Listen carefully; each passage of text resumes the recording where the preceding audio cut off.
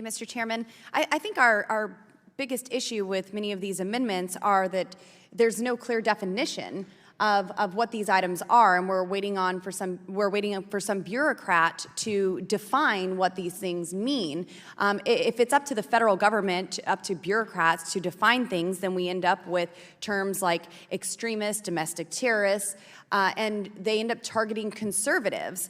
I mean, if we were wanting to have an additional disclaimer from the government, well, the Vice President of the United States just said that energy rates are down, that people's electric bills are lower and they're able to afford vacations.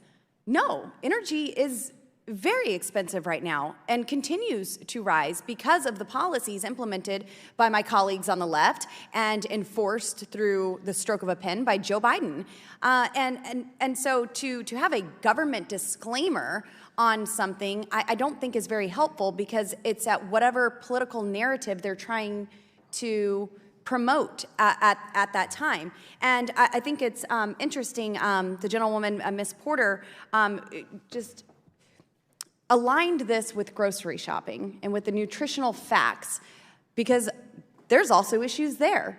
Well, that's a government regulation to have these nutritional facts on the foods that we consume.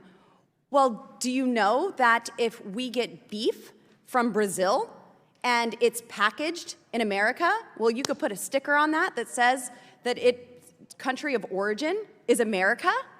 Well, that's disinformation, because the cow was raised in Brazil and brought to America, but just put in a box or in a different box in America, and now we get to put that sticker on there.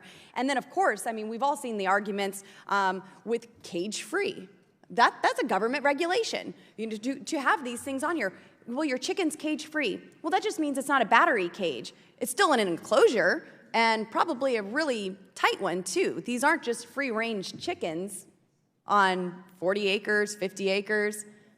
They're still in enclosures, sugar-free, fat-free. You can go through all of these things, and these are from government regulations. So I think with all of this, you can say that government ruins nearly everything. So why have government receive more power to restrict Americans, to give their own definitions depending on who is in power at that time? And that's the issue that my colleagues over here are having with most of these amendments. It's not the context of the amendments, it's just the how broad they are.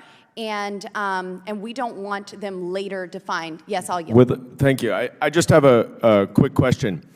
Under this bill, who is going to define, you just have an issue as to who defines misinformation, disinformation. Who's going to define lawful speech? Well, I think lawful speech is something that's already out there. Free speech is lawful speech. We have free speech here in America. You don't think that Chair recognizes Ms. Boebert. Thank you. When you're throwing these amendments out and you have them very vague and broad, then that's where we have an issue. And we need to have a clear definition before we can consider these things. But lawful speech is already determined. We have freedom of speech, and the federal government interfering in that, colluding with big tech, that is the problem that we have. That's the premise that we're facing, where American citizens have their First Amendment right completely infringed by the federal government colluding with big tech. Thank you. I yield.